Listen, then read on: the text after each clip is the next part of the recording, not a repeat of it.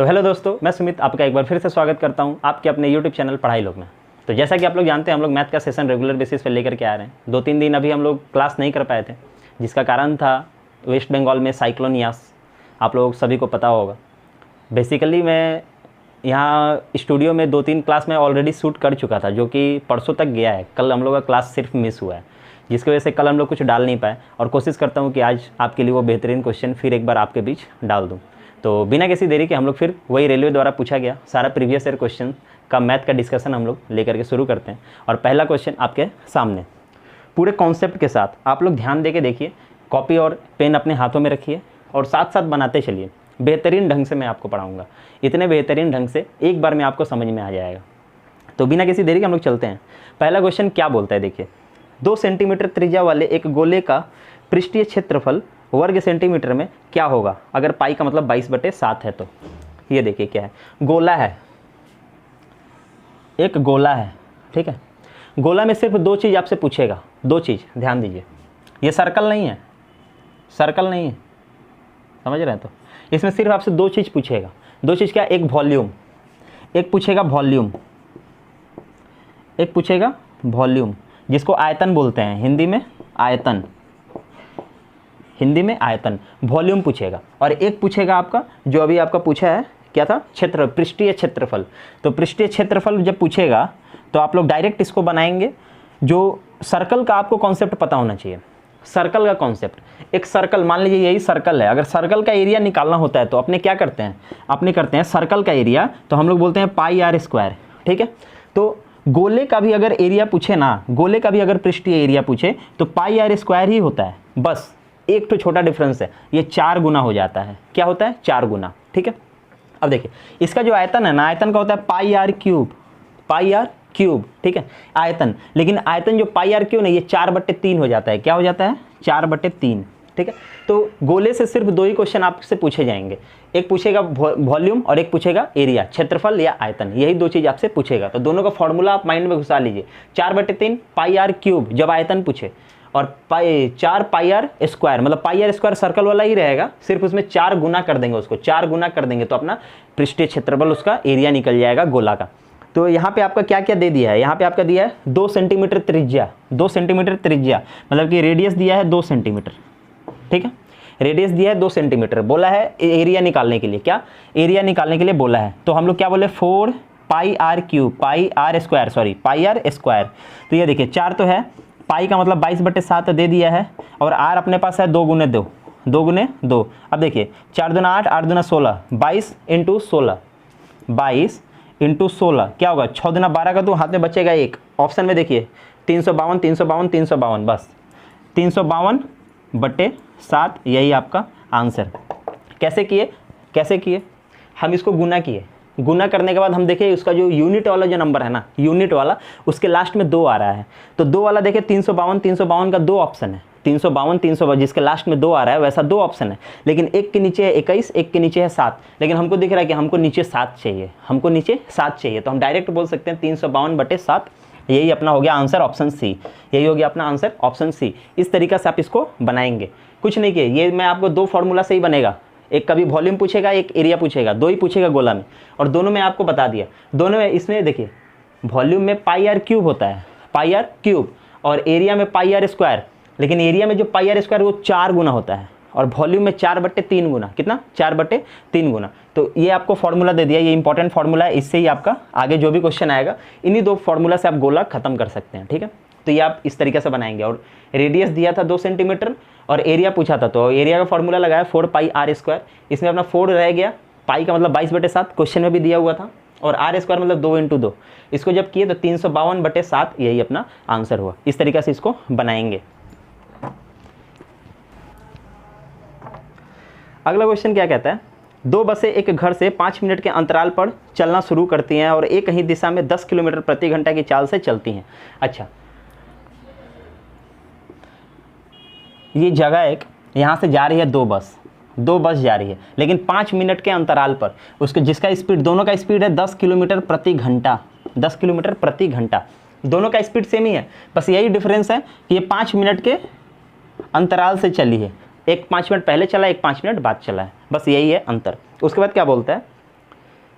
विपरीत दिशा से उस घर की ओर आती हुई एक महिला को किस चाल किलोमीटर प्रति घंटा में से चलना होगा जिससे वह दोनों बसों से 3 मिनट के अंतराल पर मिल सके। अच्छा ठीक है, मतलब इधर से एक महिला निकलेगी जिसका स्पीड हमको पता नहीं है, हम बोलते हैं कि चलो ना उसका स्पीड है x, ठीक है। वो कितने रफ्तार से चलेगी कि ये जो 5 मिनट का जो डिफरेंस है ना दोनों के बीच में, दोनों बस के बीच में जो 5 मिनट का अंतर है वो 3 मिनट का अंतर हो जाए, वो 3 मिनट का अंतर हो जाए औरत के रिगार्डिंग, वो जो औरत चलेगी उसके रिगार्डिंग। तो ये देखिए इसमें कुछ नहीं करना है अपने को, मतलब कि इसका एक रामबाण तरीका है। औरत का क्या चाल है, हम बोले x किलोमीटर प्रति घंटा, किलोमीटर प्रति घंटा x जो माने हैं किलोमीटर प्रति घंटा में माने हैं। ये कितने मिनट के अंतराल में मिलना चाहती है, हम बोले 3 मिनट के अंतराल में मिलना चाहती है। मिनट है, यहाँ किलोमीटर घंटा चल रहा है ना घंटा, तो इसको भी घंटा में बदलेंगे तो 60 से भागा दे देंगे, ठीक है। तो ये औरत का हुआ, ये बराबर होना चाहिए, बराबर होना चाहिए, किसके बराबर होना चाहिए, तो हम बोले कि ये जो 5 मिनट का अंतर चल रहा है ना 10 से, ये जो बस का स्पीड है कितना है 10 किलोमीटर पर घंटा, इसका x था इसका 10 था, इसका x था इसका 10 था, ये 3 मिनट के अंतर में मिलना चाहती है। मिनट को हम लोग घंटा में बदल दिए 60 से भागा देके, और बस जो है वो कितने मिनट का अंतर में था 5 मिनट, तो इसको कितना मिनट कम करना होगा 2 मिनट का अंतर लाना होगा, मतलब कि हमको 3 मिनट का अंतर चाहिए, मतलब कि 2 मिनट मेरा कंज्यूम होगा। तो हम लोग क्या करेंगे, इसको 2 मिनट से गुना करेंगे। ये ट्रिक है, एकदम शॉर्ट ट्रिक। ये भी मिनट में है, इसको भी घंटा में बदलेंगे, इसको भी हम लोग घंटा में बदलेंगे। हो गया, ख़त्म हो गया। ये इक्वेशन तैयार करिए, इसको बनाइए, आंसर ख़त्म, कुछ नहीं करना है। देखिए हम क्या बोले कि ये जो औरत का स्पीड था उसको 3 मिनट का अंतर चाहिए, और ये जो गाड़ी का स्पीड था, बस का स्पीड था, उसमें हमको 2 मिनट कम करना है, 2 मिनट, तब तो 3 मिनट का अंतर होगा। तो जो अंतर कम करना होगा वो यहाँ लिखेंगे, और जो औरत का जो था वो यहाँ लिखेंगे, और घंटा में बदलने के लिए 60 से भागा दिए, ठीक है। भागा नहीं भी देंगे तो चलेगा, भागा नहीं भी देंगे तो चलेगा। क्यों? क्योंकि देखिए अब इसको कैसे बनाएंगे, ये आपका हो गया 1/20, ये हो गया आपका 1/, अभी मैं करके दिखाऊंगा और इससे शॉर्ट में करके दिखाऊंगा। देखिए ये 20 इधर गुना हो गया, ये 30 नीचे रह गया, मतलब कि 20 ऊपर 30 नीचे। तो ये देखिए 10 गुना 20 और ये 30 नीचे, x बराबर ये आया ना, ये 0 से ये 0 काट देंगे, 20/3 आया ना, 20/3 आया, तो 20/3 आया ना। तो बस ये देखिए 20/3 ये हम लोग काट कुट के लाए हैं। इतना भी आपको नहीं करना था, आपको क्या करना था देखिए, और इसको शॉर्ट करेंगे हम लोग, और शॉर्ट करेंगे। ये था अपने को क्या करना था, ये 60 वोट भी नहीं लिखना है। जब ऐसा क्वेश्चन आपको मिल जाए ना तो ये 60 वोट भी नहीं लिखना है, 60 वोट भी नहीं लिखना है। आप डायरेक्ट कैसे बनाइएगा, देखिए डायरेक्ट कैसे बनाइएगा, अभी मैं ट्रिक दे रहा हूँ। औरत का चाल नहीं पता है, वही निकालना है, ये लिखेंगे और बराबर, इस टाइप का सवाल हमेशा मिलेगा आपको। अब क्या करेंगे, बस का चाल कितना था 10, वो कितना मिनट उसको कम करना होगा, हम बोले 2 मिनट कम करना होगा, 2 मिनट कम करना होगा। और औरत को कितने के अंतराल में जाना है, बोले 3 मिनट के अंतराल में जाना है। बस इसको सॉल्व करिए, आंसर खत्म, बस इसको सॉल्व करिए और आंसर खत्म। 20/3, 20/3 ऑप्शन में कैसे है, वो ऑप्शन में ऐसे 6 या 18 मतलब कि 6, 2, 3, इस तरीक़ा से आंसर है। आपको इस टाइप का जब भी सवाल मिले, इस टाइप का जब भी सवाल मिले, आप डायरेक्ट जो औरत का स्पीड निकालना है ना, जब भी बोले कि 2 बस निकला 5 मिनट के अंतराल पे, मिलना है 3 मिनट के अंतराल पे, तो ये क्या करेंगे, x बराबर जो बस का स्पीड होगा वो लिखेंगे, जो बस का स्पीड होगा वो लिखेंगे, और इसको क्या करेंगे, जितना मिनट उसको कम करना है, 5 मिनट के अंतर में निकला है तो कम कितना करना है 2 मिनट, तो इसको 2 से गुना करेंगे, ठीक है, 2 मिनट उसको 2 से गुना करेंगे। और जो औरत को कितना मिनट में उसको अंतराल में उसको पार करना था दोनों बस को, तो 3 मिनट, तो औरत वाला चला जाएगा नीचे, औरत वाला चला जाएगा नीचे, और कुछ नहीं, बस इसको सॉल्व करिए और आंसर खत्म। इतना कुछ करने का जरूरत नहीं था, समझ में आया? इस तरीके से इसको हम लोग बनाएंगे। अगला सवाल क्या कहता है, अगला सवाल कहता है एक महिला प्रत्येक वर्ष की शुरुआत में 5% चक्रवृद्धि ब्याज के दर से 4,000 रुपये का निवेश करती है। अच्छा ठीक है, दूसरे वर्ष के अंत में उसका कुल निवेश कितना होगा? चक्रवृद्धि ब्याज जैसा हम लोग बनाते आए हैं अभी तक, उसी तरीके से बनाएंगे। ये देखिए 2 साल था, 2 साल, पहला साल कितना रुपया डाली, 4,000 रुपया, पहला साल यहाँ पे 4,000 रुपया डाली, 4,000 रुपया डाली। कितना रेट था, हम बोले कि रेट था 5%, तो 4,000 का 5% कितना होता है, हम बोले 200, ठीक है, 200 ही तो हुआ बस। अब देखिए यहाँ 4,000 डाले थे, 200 रुपया इंटरेस्ट मिला, ठीक। अब दूसरे साल भी वो तो 4,000 डालेगी ना, 4,000 पहले से डाली थी और 4,000 दूसरे साल में डालेगी, क्योंकि क्वेश्चन में बोला हुआ है साफ साफ कि एक महिला प्रत्येक वर्ष की शुरुआत में 5% की दर से 4,000 रुपये जमा करती है। तो प्रत्येक वर्ष मतलब कि 4,000 पिछले साल डाली थी और 4,000 इस साल डाली है, मतलब इस बार इसका कितना हो गया, 8,000 रुपया हो गया। कितना हो गया, 8,000 रुपया। तो 8,000 का भी तो 5% मिलेगा, तो कितना मिलेगा, 400 रुपया। 400 रुपया मिलेगा ना। और ये चक्रवृद्धि ब्याज है। चक्रवृद्धि ब्याज में मैंने 10 बार आपको समझाया है कि जो इंटरेस्ट पिछला साल मिलता है, इंटरेस्ट का भी इंटरेस्ट मिलता है इसमें, मतलब कि 200 रुपया जो पिछला साल मिला था ना, इसका भी इंटरेस्ट यहाँ पे मिलेगा। तो 200 का 5% कितना होगा, तो हम बोले 200 का 5% 10 होगा। कैसे, तो ये होता है 10%, ये होता है 1%, यही ना सिखाए थे। तो 10% अगर 20 तो 5% आधा 10, मान लीजिए 1% अगर 2 रुपया तो 5% 10 रुपया, तो यही हुआ 10 रुपया। अब देखिए 4 और 2 610 रुपया उसको खाली इंटरेस्ट मिलेगा, 610 रुपया उसको इंटरेस्ट मिलेगा। और सवाल में क्या बोला था, अंत में उसका कुल निवेश कितना होगा, कुल निवेश मतलब पैसा के साथ। तो 8,000 रुपया लगाया था और 610 मिलेगा तो 8,610 कुल निवेश, यही ना हुआ। मतलब चक्रवृद्धि ब्याज के जितना हम लोग नया से नया क्वेश्चन आपको दे सक रहे हैं वो सब हम लोग दे रहे हैं, आप लोग सारा देने का कोशिश कर रहे हैं हम लोग, मतलब कि जितना आपको नया दे सके। इसके पहले मैंने बहुत अच्छे से इसका कॉन्सेप्ट इजी क्वेश्चंस लेके करवाया था, अब धीरे धीरे इसका लेवल हम लोग बढ़ाना शुरू कर रहे हैं। इस तरीके से इसको बनाइएगा।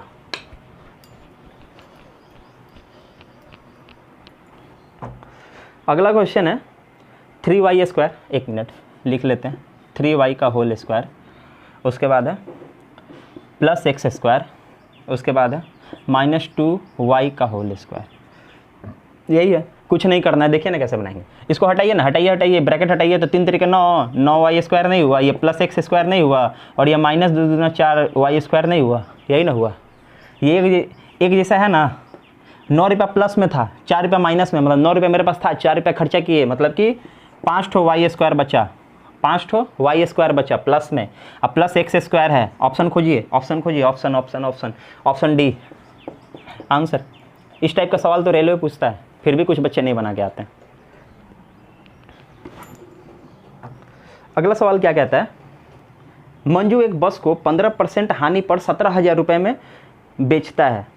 मंजू एक बस को 15% हानि पर 17,000 रुपये में बेचता है। 15% लाभ पाने के लिए उसे इस बस को किस मूल्य पर बेचना चाहिए। ये देखिए 17,000 रुपये में बेचा, ये तो आपको समझ में आया ना। ये कितना पर बेचा है, हम बोले 15% लॉस पर बेचा है। कितना, 15% लॉस पर बेचा है। 15% लॉस मतलब क्या, ये 85% के बराबर हुआ। ये जो 17,000 अमाउंट है वो 85% के बराबर हुआ ना। हाँ, वेरी गुड। अब इसको अगर हम लोग 100 से गुना करें, कोई भी चीज़ मेरा 100% होता है, अगर 100 से गुना करेंगे तो क्या निकलेगा, कॉस्ट प्राइस, उसका दाम कितना था वो निकलेगा। लेकिन हम लोगों को दाम निकालना नहीं है, हमको 15% फ़ायदा में बेचना है। तो 100% का मेरा सामान 15% फ़ायदा में बेचना है, तो 115 में नहीं बेचना है। 100% का मेरा सामान था, कोई भी चीज़ 100% होता है, 100% का मेरा सामान था, 15% कम में बेचे थे, मतलब कि ये वाला मेरा 85 के बराबर है। अब 15% ज़्यादा में बेचना है, मतलब 100% था, 15% ज़्यादा मतलब 115 में बेचना है, यही ना करना था। बस इसको डायरेक्ट आप बनाइएगा, पहले कॉस्ट प्राइस निकालिएगा, फिर 15% उसमें ऐड करिएगा, तो फिर बनाते रह जाइएगा और वो बनते रह जाएगा। अब देखिए 17 से 85 काटना भी एक टेक्निक है, काटने भी आपको आना चाहिए। इसमें आप अगर 5 देख रहे हैं आप, बहुत एकदम आसान है, मज़ा लेंगे, एकदम काटना शुरू करेंगे तो फिर काटते रहिए बैठ के, कुछ नहीं होगा। ये देखिए 17 पचे 85, यही ना। तो हम बोले 17 पचे 85, यहाँ 5 गया, यहाँ देखिए 1,000 बचा है, 1,000। अभी 5 से तो इसको काट सकते हैं, 5 दूना 10, अब 5 तिया 15, 23 हुआ। अब 1,000 से गुना करना है, मतलब 3 गो जीरो लगाना है, 1 गो 2 गो 3 गो, यही आंसर, ख़त्म, मारिए खेला। यही ना करना था अपने को। 23,000 ऑप्शन में है, ऑप्शन ए सही है, ठीक। इस तरीक़े से आप इसको बनाइएगा, डायरेक्ट बनाइए, जितना ज़्यादा आप आसान कर सकते हैं उसको आसान करिए। देखिए अगला सवाल क्या कहता है, राजेश विशाल से 2 गुना अच्छा कर्मचारी है। राजेश विशाल से 2 गुना अच्छा कर्मचारी है। राजेश विशाल से 2 गुना अच्छा है, यही ना, राजेश विशाल से 2 गुना अच्छा कर्मचारी है। अब देखिए क्या बोला, तथा वे मिलकर एक कार्य को 28 दिन में करते हैं। वे दोनों मिलकर एगो कार्य को 28 दिन में करते हैं। कितना दिन में, 28 दिन में करते हैं। चलिए रुकते हैं। विशाल अकेले उसी कार्य को कितने दिनों में करेगा, ऐसा सवाल जब भी मिलेगा बस कुछ नहीं करना है, विशाल निकालना है, ठीक है। 28 दिन में करता है। ये जो एफिशिएंसी दिया हुआ है ना 2 और 1, मतलब कि ये एक दिन में 1 घंटा में, जितना भी समय में, एक दिन में मानिए 1 घंटा में मानिए, मतलब एक दिन में अगर ये 2 काम करता है तो ये विशाल जो है एक दिन में 1 काम करता है। चोर है, ठीक है, काम चोर जिसको बोलते हैं, काम चोर है। तो ये एक दिन में 2 काम करता है, ये एक दिन में 1 काम करता है। घंटा में सोचना है, घंटा में सोचिए, 1 घंटा में 2 काम करता है, 1 घंटा में 1 काम करता है। मतलब कि अगर एक दिन इन लोगों को दे दिया जाए, दोनों मिल के बोलेंगे दोनों मिल के काम कर, एक दिन में कितना काम करेगा, तो ये दोनों मिल के एक दिन में 3 काम करेगा। कैसे? ये 2 काम करेगा एक दिन में, ये 1 काम करेगा, तो एक दिन में दोनों कितना काम करेगा, 3 काम करेगा, यही ना करेगा। तो 28 दिन कर रहा है, तो 28 दिन कर रहा है, एक दिन में 3 काम, 2 दिन में 6 काम, 3 दिन में 9 काम, यही ना। तो ऐसे अगर कर रहा है तो 28 दिन में कितना काम करेगा, हम बोले 84 काम करेगा। मतलब टोटल काम तो 84 था, टोटल काम 84 था। अब बोल रहा है कि विशाल कितने दिन में करेगा टोटल काम को, इस टोटल काम को विशाल कितना दिन में करेगा। तो विशाल अगर एक दिन में 1 काम करता है तो 84 काम कितना दिन में करेगा, 84 दिन में। यही आपका आंसर, यही आपका आंसर, यही ना पूछा था, यही तो पूछा था। ध्यान से समझिए, बनता नहीं है, हमेशा माइंड में यही रखिए, कोई भी सवाल छोटा नहीं है। सब अगर सबसे बन जाता ना तो अभी आप यहाँ मतलब ये क्लास नहीं कर रहे होते, कहीं नौकरी लेके बैठे होते। अगर यहाँ बैठे हैं मतलब कि ये सब क्वेश्चन आपको डुबाता है। ध्यान से देखिए, ये एक दिन में 2 काम करता है, ये एक दिन में 1 काम करता है, दोनों मिल के एक दिन में 3 काम। टोटल 28 दिन में अगर कोई काम करता है तो 3 से गुना कर दिए तो 84 मेरा क्या निकला, टोटल काम निकला ना। टोटल काम 84 था, तबे ना दोनों मिल के 3 काम रोज करता था, तो 84 काम 28 दिन में किया, इतना मिला। अब विशाल कितना दिन में करेगा, विशाल एक दिन में 1 ठो काम करता है, तो 84 काम कितना दिन में करेगा, तो 84 दिन में करेगा। तो उसको जब 1 से भागा दिया तो 84 दिन निकला। यही अगर पूछता कि राजेश जो है वो कितना काम करता, तो ये एक दिन में 2 काम करता है, तो 84 काम करने में 42 दिन लगाता, 42 दिन लगाता। इसको 2 से भागा दे देते 84 को, 42 दिन, मतलब ये 42 दिन में करता और ये 84 दिन में करता। इस तरीके से आप इसको बनाएंगे। अगला सवाल क्या कहता है, यदि 2 संख्याओं का गुणनफल 3360 तथा लसा 96 है तो उनका मसा ज्ञात करें। बहुत ही उम्दा क्वेश्चन है, ज़रा ध्यान दीजिएगा।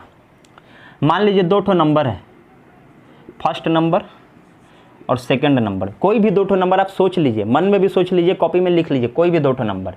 और हम बोले कि उन्हीं दोनों नंबर का एलसीएम और उन्हीं दोनों नंबर का एचसीएफ, जो 2 ठो नंबर है इन दोनों नंबर का गुणनफल, ठीक है, गुणनफल, इन 2 जो नंबर आप सोच रहे हैं उन दोनों नंबर का गुणनफल उसी 2 नंबर का एलसीएम और एचसीएफ के गुणनफल के बराबर होता है। ठीक है, ये बहुत ही मतलब कि इंपॉर्टेंट फार्मूला है, बहुत ही इंपॉर्टेंट फार्मूला, हमेशा पूछेगा इससे आपको सवाल। तो 2 नंबर यहाँ, जो 2 नंबर आप सोच रहे हैं, कोई भी ए बी, कोई भी नंबर, तो ए बी का गुणनफल उन दोनों का एलसीएम और एचसीएफ के गुणनफल के बराबर होना चाहिए, और बराबर होता भी है। अब देखिए यहाँ पे क्या बोला था कि 2 संख्याओं का गुणनफल 3360, मतलब कि ये वाला पोर्शन दे दिया है 3360, 3360, ये वाला पोर्शन आपको दे दिया है गुना करके।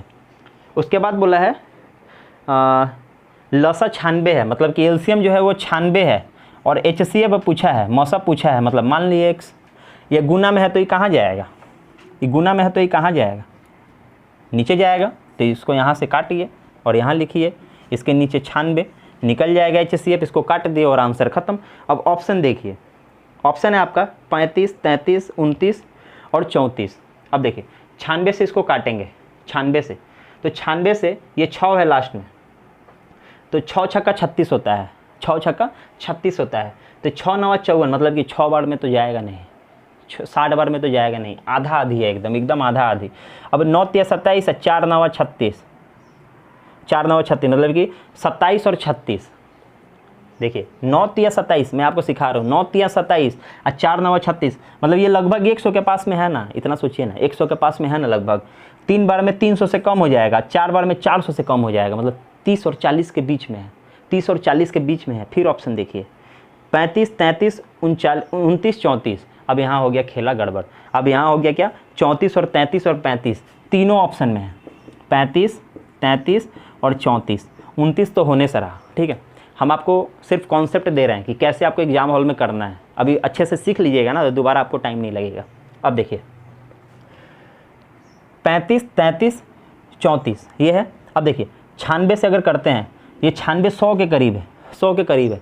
3 बार करेंगे तो 300 से भी कम चला जाएगा, मतलब 3 से हमको उठना है, मतलब 30 से हमको उठना है। अब कितना उठना है वो देखना है, वो देखना है, ठीक है।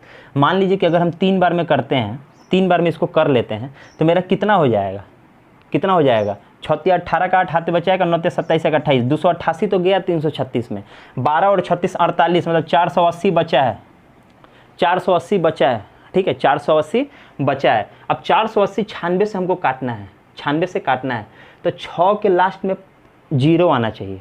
ये चीज़ देख रहे हैं आप, शुरू से ही आप देख सकते हैं, शुरू में ही आपको मैं बता देता कि लास्ट में 0 है, 6 के लास्ट में 0 तभी होगा जब लास्ट में 5 होगा, समझ रहे हैं। 0 है तो 6 से आप 0 लास्ट में 5 होगा तभी होगा, 6 25 30।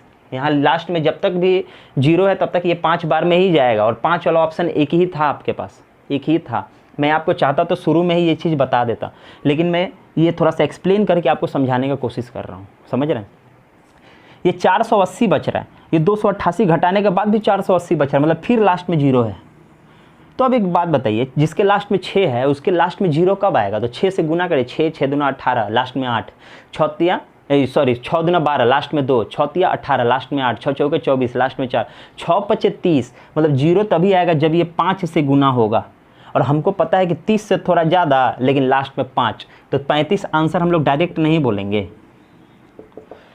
डायरेक्ट आपको बता देता, डायरेक्ट आपको बता देता, लेकिन अगर थोड़ा सा एक्सप्लेन करके नहीं दिखाऊंगा ना तो आपको समझ में नहीं आएगा। समझ में आया कि कैसे करेंगे।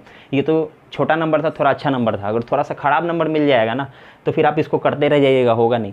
आप इसको इसी ढंग से समझाइएगा, इसी ढंग से आप अपने आप को समझाइएगा। 2 से 3 बार अपने आप को अगर आप पढ़ा लेंगे तो फिर आप उसको कर सकते हैं, इसमें कोई ये नहीं है। इसी तरीके से आप इसको बनाएंगे, डायरेक्ट देखेंगे कितना बार में कट रहा है, कितना बार में कट रहा है, ठीक है, डायरेक्ट देखेंगे। अगला सवाल क्या कहता है, ये देख समबहुभुज में प्रत्येक बाह्य कोण 10 डिग्री है तो इसकी भुजाओं की संख्या क्या है। समबहुभुज मतलब कि अगर पॉलीगॉन का अगर बात हो ना, पॉलीगॉन का 2-3 बात लिख लीजिए। पॉलीगॉन के अगर क्वेश्चन है पॉलीगॉन से रिलेटेड तो इसका देखिए, इसका जो एक्सटर्नल एंगल होता है, एक्सटर्नल एंगल मतलब बाह्य कोण जिसको बोलते हैं, जो अभी क्वेश्चन में दिया है, उसका जो सब बाह्य कोण का जो योग होता है ना वो होता है 360 डिग्री, ठीक है, 360 डिग्री ये होता है। और दूसरा एक्सटर्नल एंगल और इंटरनल एंगल,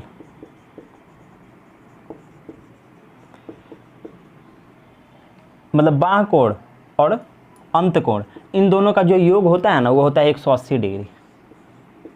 समझ में आया, ये 2 चीज़ आप याद रखिएगा। इन दोनों से ही बहुत बार क्वेश्चन आते हैं, बहुत ज़्यादा क्वेश्चन आते हैं। अब देखिए बाह्य कोण का टोटल जो एंगल होता है उसका योग कितना होना चाहिए, तो हम बोले 360। मान लीजिए कि ये एक स्क्वायर है, बाह्य कोण मतलब ये वाला नहीं, ठीक है, बाह्य कोण मतलब ये वाला नहीं, बाह्य कोण मतलब किसी भी एक लाइन को खींच लीजिए, किसी भी एक लाइन को बाहर खींच लीजिए, किसी भी एक लाइन को आप बाहर खींच लीजिए, किसी भी एक लाइन को। अब ये भीतर वाला जो है ये है भीतरी वाला कोण, अंत कोण जिसको बोलते हैं, और ये वाला हुआ बाह्य कोण, ठीक है। तो ये वाला अंत कोण और ये वाला बाह्य कोण, उसी तरह ये बाह्य कोण, ये अंत कोण, ये बाह्य, ये अंत, ये बाह्य, ये अंत, ठीक है। तो इस तरीक़ा से होता है ये बाह्य कोण। तो बाह्य कोण देखिए, हम बोले क्या कि सब साइड है उसका, 5 साइड हो, 6 साइड हो, 8 साइड हो, 10 साइड हो, यहाँ 4 साइड है, चारों साइड का हम क्या बोले, योग जो है वो 360 डिग्री होना चाहिए बाह्य कोण। तो 360 डिग्री अगर हो रहा है, और आप देख रहे हैं कि भीतर वाला 90 होता है एक रेक्टेंगल में, थोड़ा सा भी कॉन्सेप्ट होगा तो आपको पता होगा, और ये एक लाइन में, ये सीधी रेखा में ये 180 डिग्री होता है, तो 90 अगर ये है तो बाहर भी 90 है, 90 है। तो अगर एक ठो 90 है, एक ठो एंगल 90 डिग्री है, तो हम बोल सकते हैं कि इसमें 4 कोना है, 1 2 3 4, 4 कोना है। उसी तरह क्वेश्चन में क्या बोला है, क्वेश्चन में बोला है कि 360 डिग्री, सॉरी क्वेश्चन में बोला है कि 10 डिग्री का बाह्य कोण है, मतलब हर एक जो बाह्य कोण है वो 10 डिग्री का है। तो हमको मालूम है कि बाह्य कोण का योग 360 होता है। अगर एक ठो 10 डिग्री है मतलब कि उसमें 36 है, उसमें 36 है। आपसे क्या पूछा था क्वेश्चन में कि भुजाओं की संख्या क्या है, तो उसकी भुजाओं की संख्या कितनी हुई, 36। जैसे यहाँ हम लोग निकाले भुजाओं की संख्या 4, उसी तरह अगर 10 डिग्री एक ठो है, ये अगर 10 है तो 10 10 10 10 करके 360 तक जाने में 36 होता है। तो 36 भुजाएं हैं इस पॉलीगॉन में। तो इन दोनों फार्मूला से आप बहुत सारे क्वेश्चन हम भाई आगे जाके करने वाले हैं, इस ढंग से इसको बनाएंगे।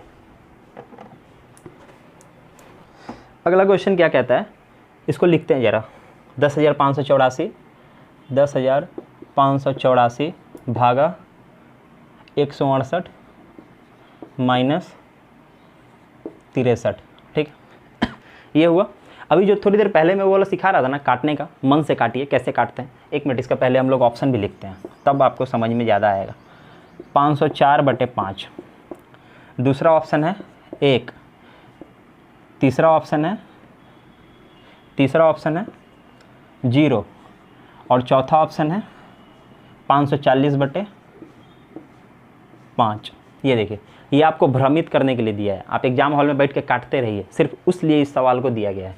अब इस सवाल में देखिए, इसको हम लोग कैसे इसको हम लोग लिख सकते हैं। हम लोग लिख सकते हैं 10,584 अब भागा में 168 अब माइनस 63। यही ना सवाल दिया हुआ है, ठीक है। ध्यान से समझिए, धीरे धीरे समझिए, टाइम दीजिए थोड़ा सा। अब देखिए इसको करेंगे कैसे। नीचे में 168 है, अगर एलसीएम भी लेते हैं ना तो एलसीएम भी 168 होगा, ठीक है। अब दो ऑप्शन देखिए, नीचे में 5 बच रहा है। 168 के नीचे 5 कभी भी बचेगा।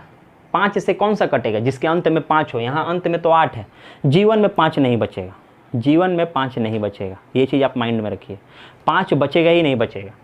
इसको अगर 5 से काटिए ना, देखिए ना, 5 × 15, उसके बाद 18 बचा, तो 5 × 15 पॉइंट 5 × 30, मतलब 33.6 से काटिएगा तब 5 होगा। तो यहाँ पॉइंट में कहाँ से काटेंगे हम लोग? वैसा काटने का कोई सिस्टम ही नहीं है। नीचे 5 नहीं बचेगा तो नहीं बचेगा, ये आप जान लीजिए। लास्ट में अगर 5 रहता तो पॉसिबिलिटी था, लास्ट में अगर 5 रहता ना, इस यहाँ पे यूनिट डिजिट में अगर 5 रहता तो पॉसिबिलिटी था कि 5 नीचे बच सकता है, लेकिन अब पॉसिबिलिटी नहीं है। नीचे 8 है, यूनिट डिजिट में 8 है, मतलब 5 हो नहीं सकता है, हो नहीं सकता है। मतलब आप ये 2 ऑप्शन काट के हटा दीजिए, 2 ऑप्शन काट के हटा दीजिए। अब बचेगा क्या? 1 होगा आंसर, नहीं तो 0 होगा। 1 होगा नहीं तो 0 होगा। अब देखिए वही यूनिट डिजिट जो अभी थोड़ी देर पहले आपको समझाने का कोशिश कर रहा था, वही यूनिट डिजिट का खेला होगा। अब देखिए यहाँ 8 है, 8 में आप किससे गुना करेंगे कि यहाँ 4 आ जाएगा? 8 में किससे गुना करेंगे कि लास्ट में 4 आ जाएगा? ऑप्शन अपने पास देख लीजिए, एक आंसर आना चाहिए, नहीं तो 0। एक आंसर कैसे आएगा? जब यहाँ 64 बार में कटेगा, तब तो 64 से 63 घटाएंगे तो एक आंसर होगा। और 0 आंसर लाने के लिए यहाँ 63 बार में कटेगा, ये जो है 63 बार में कटेगा, तब तो 63 से 63 घटाएंगे तो 0 आंसर आएगा। समझ रहे मेरा बात?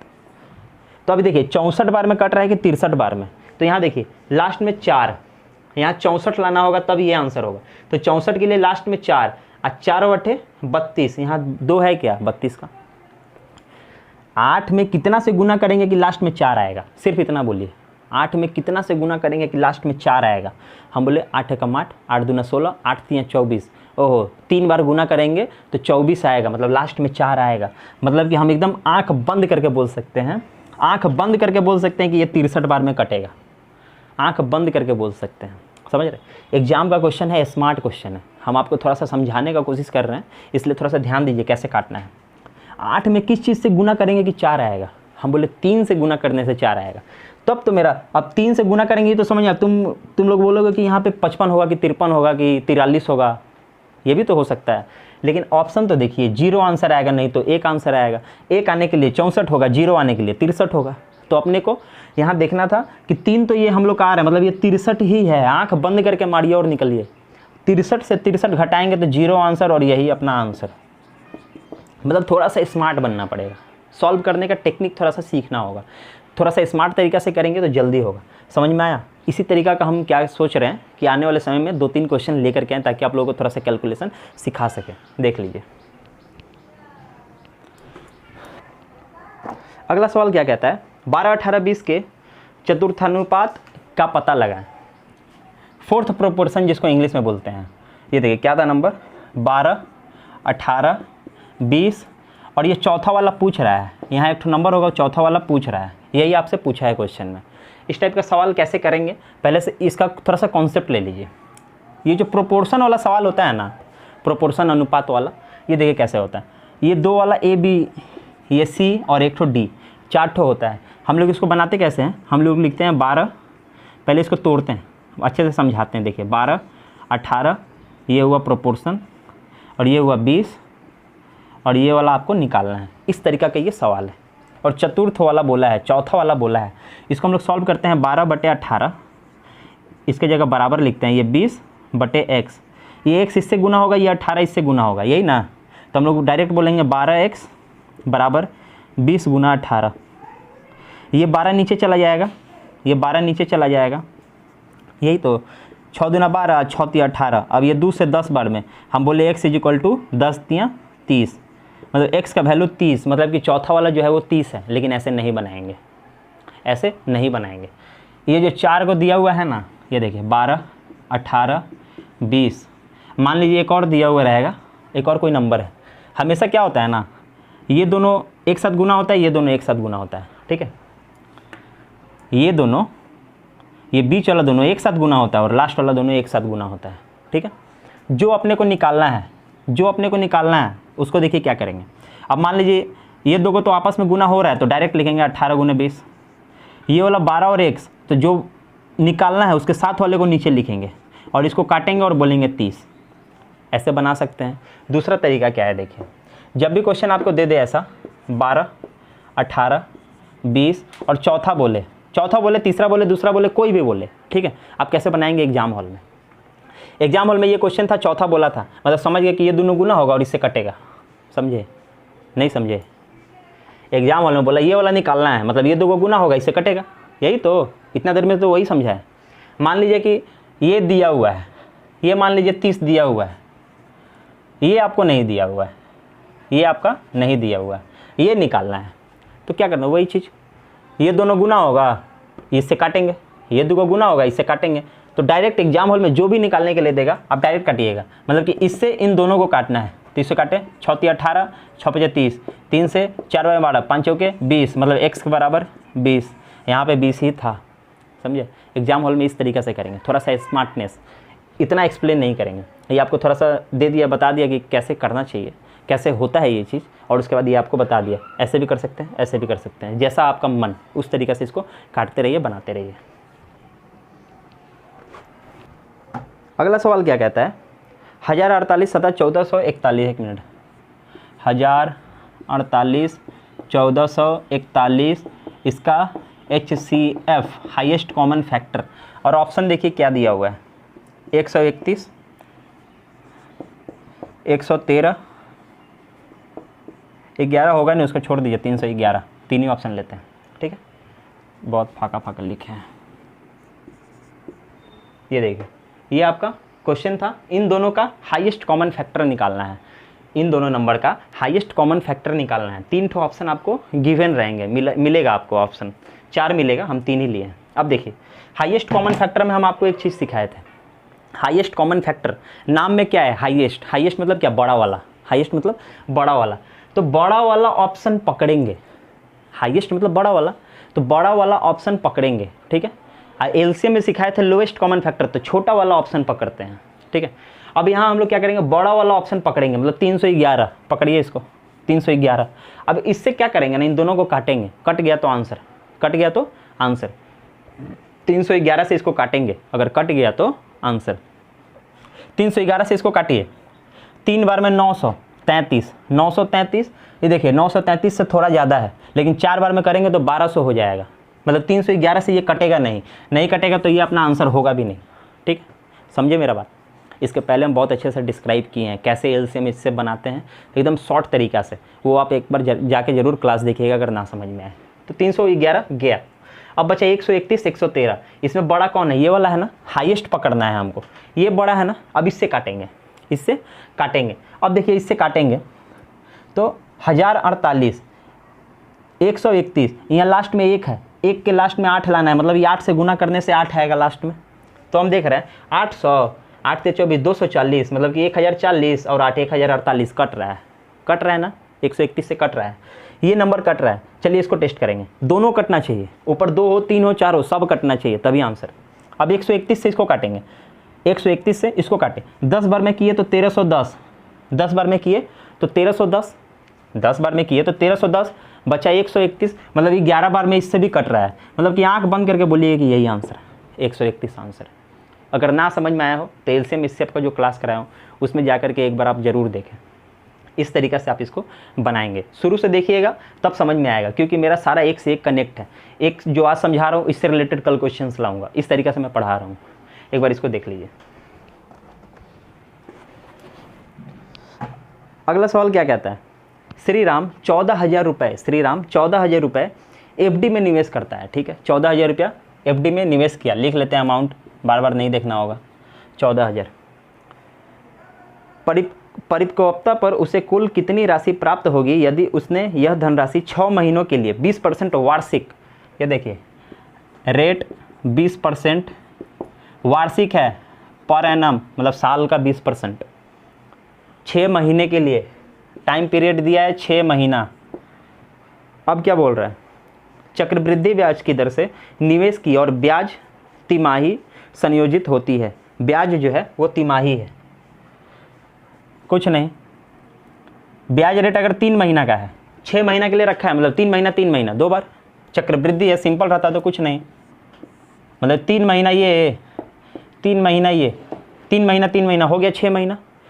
20% जो रेट है ना, 20% जो रेट है वो साल का है, 20% जो है वो 12 महीना का है, हमको 3 महीना का चाहिए, यही तो 12 महीना का 20% तो 3 महीना का कितना, हम बोले 5%।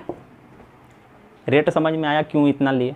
साल का निकालते तो 20% निकालते, 6 महीना का निकालते तो 10% निकालते, 3 महीना का निकाल रहे हैं तो 5% निकालेंगे, यही तो 14,000 रुपया था, 5% इसका 5% हो गया, आंसर खत्म। ऐसे ही तो हम समझाए हैं, ऐसे ही ना हम समझाए हैं। नहीं समझ में आया तो पहले जाके आप पीछे वाला क्लास करिए, तब आपको अच्छे से समझ में आएगा। 14,000 रुपया है, 5% निकालना है, हम बोले कि 700 रुपया, कैसे निकाले, एक अंक घस के तो 10%, मतलब 1,400 रुपया जो है कितना परसेंट है, 10%। 10% का आधा 5% होता है ना, तो 1,400 का आधा कितना, 700 रुपया। हम बोले कि 700 रुपया यहाँ मिला, 700 रुपया यहाँ मिला। इतना समझ में आया, समझ में आया तो कैसे कर रहे हैं। अगर ना समझ में आया तो पहले का क्लास जाके करिए, नहीं तो आपका देखना कोई मतलब कि काम का नहीं होगा, बेकार हो जाएगा। 700 यहाँ 700 यहाँ, समझाने के लिए इतना टाइम ले रहा हूँ, नहीं तो एक मतलब कि ज़्यादा टाइम नहीं लगेगा, 20 सेकंड से 25 सेकंड में आप सवाल बना के निकल जाएंगे। अब 700 यहाँ मिला। अब हम बताए थे चक्रवृद्धि ब्याज में इंटरेस्ट का भी इंटरेस्ट मिलता है दूसरे साल में, मतलब पहले साल में, आज इस साल में अगर मेरे को 10 रुपये इंटरेस्ट मिलेगा ना, तो अगले साल उस 10 का भी इंटरेस्ट मिलेगा, उस 10 रुपये के ऊपर भी इंटरेस्ट मिलेगा, वही होता है कंपाउंड इंटरेस्ट, चक्रवृद्धि ब्याज। अब 700 का भी 5% मेरे को यहाँ मिलेगा दूसरे साल में। 700 का 5% कितना, हम बोले 35। कैसे 700 से एक अंक इधर घस के तो 10% 70, 10% 70 तो 5% कितना, 35, हमारे 35 यहाँ। ठीक है, समझ में आया। अब 7 1435 रुपया तो इंटरेस्ट मिला, 1400 क्या लिख रहे हैं, 1435 रुपया तो मेरा इंटरेस्ट मिला। 14,000 रुपया लगाए थे, समझ में आ रहा है, नहीं आ रहा है। अरे 1435 रुपया इंटरेस्ट मिला ना, 14,000 रुपया लगाए थे, टोटल कितना मिला, नहीं समझ में आया। अरे इसमें 14,000 जोड़ेंगे तो 14,000 क्यों जोड़ेंगे, 14,000 है 1,435, तो 1,000 हटाइए 15,435, यही आपका आंसर। समझ में आया कि नहीं। इसी ढंग से हम लोग मैथ को पढ़ रहे हैं, बहुत ही अच्छे तरीक़ा से, बहुत ही बेहतरीन तरीक़ा से आपको प्रोवाइड किया जा रहा है। हम लोग अपना बेस्ट देने का कोशिश कर रहे हैं। थोड़ा सा कैमरा के साथ मेरा चलता नहीं है, इसलिए थोड़ा सा मैं नर्वसनेस फील करता हूँ हमेशा। धीरे धीरे ठीक हो जाएगा, तो बेहतर करने का और कोशिश रहेगा, और कोशिश करता हूँ कि अच्छे से आपको समझाऊँ। अगर आपको समझ में आता हो तो दोस्तों के साथ शेयर करें, चैनल को सब्सक्राइब करें, और अगर क्लास अच्छा लगा हो तो लाइक भी करें। तब तक के लिए जय हिंद, जय भारत।